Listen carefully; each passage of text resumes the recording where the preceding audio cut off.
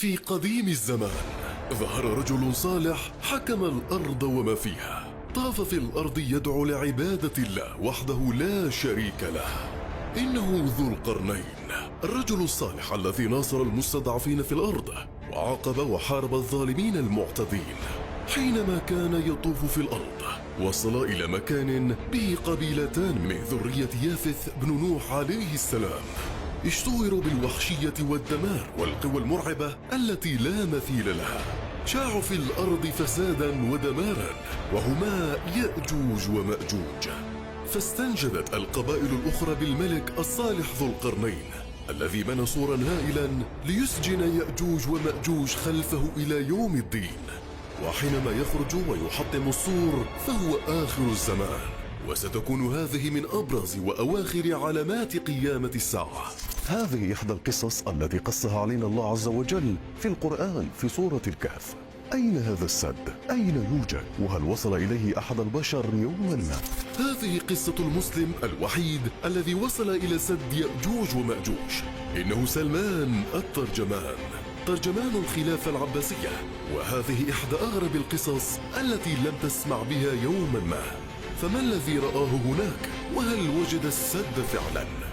قبل أكثر من 1100 عام في العراق إبان قيام الخلافة العباسية. تبدأ القصة حينما رأى الخليفة العباسي الواثق بالله حلما غريبا ومرعبا، حيث حلم أن يأجوج ومأجوج دمروا السور وعبروه، وبدأوا في قتل الناس وسلقهم وصلبهم وقطع رؤوسهم. انفزع الخليفة وأصابه الرعب والذعر لأيام وأيام. خوفا من أن يتحقق كابوسه، فقرر هو ومستشاريه إرسال بعثة للبحث عن السور الذي يسجن قوم يأجوج ومأجوج. وعلى رأس هذه البعثة سلمان الترجمان صاحب الألف لسان، وسمي بهذا الاسم بسبب كونه يستطيع تحدث أكثر من 30 لغة وعدة لهجات غير معدودة. كان ذكيا جدا ورحالة ماهرا، طاف العالم من شرقه لغربه. سافر الترجمان بصحبة 60 رجلا و100 بغل يحملون أطعمة تكفيهم لأكثر من عام كامل، لتبدأ رحلة البحث عن يأجوج ومأجوج عام 846 ميلاديا. بعد عدة أسابيع وصلوا لمدينة الخزر، فمدهم الملك طرخان بعدة مؤن وطعام ورجال.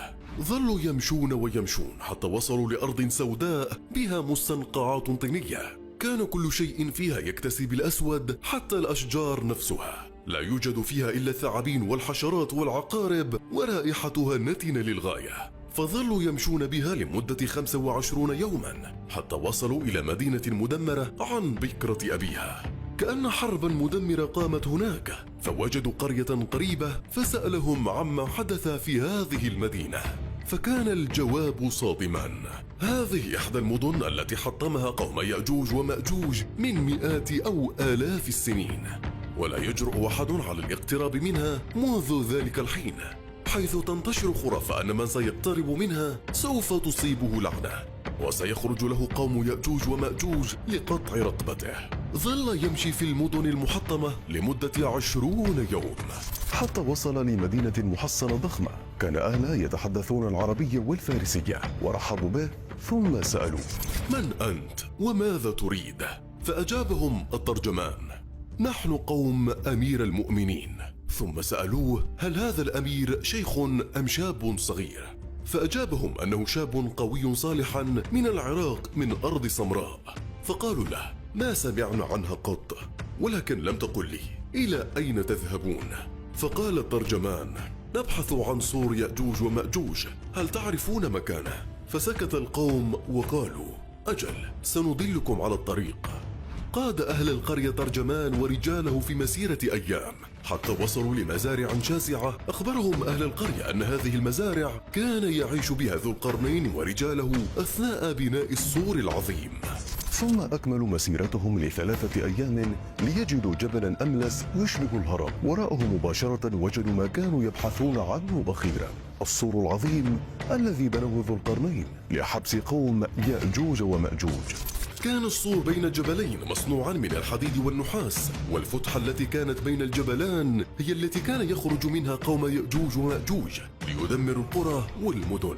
اقترب الترجمان من السد الذي كان هائلا بشكل لا يصدق، فوجد بابا عظيما من جزئين يصل عرضه إلى أكثر من 60 مترا وطوله إلى أكثر من 100 متر. وأمام السور كان هناك 10 حصون ل10 فرسان، كان الفارس فيهم ضخم جدا يصل طوله إلى 2.5 متر، قوي البنية ومفتول العضلات، ومعه أسلحة ضخمة يتجاوز طولها طول الإنسان العادي.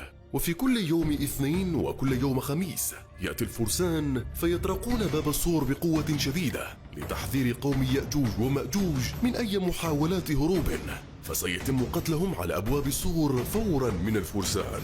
ومع كل طرقة كان يسمع صوت صراخ مرعب وغاضب وكلام بلغة غير مفهومة وكأنه سب ولعن. هؤلاء الحراس كانوا يتناوبون الحراسة فيما بينهم، بل أن الشيء الصادم أنهم ورثوا هذه المهنة عن أبائهم لمئات ومئات السنوات.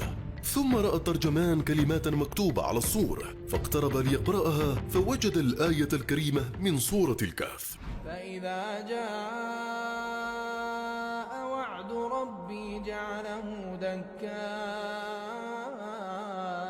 وكان وعد ربي حقا.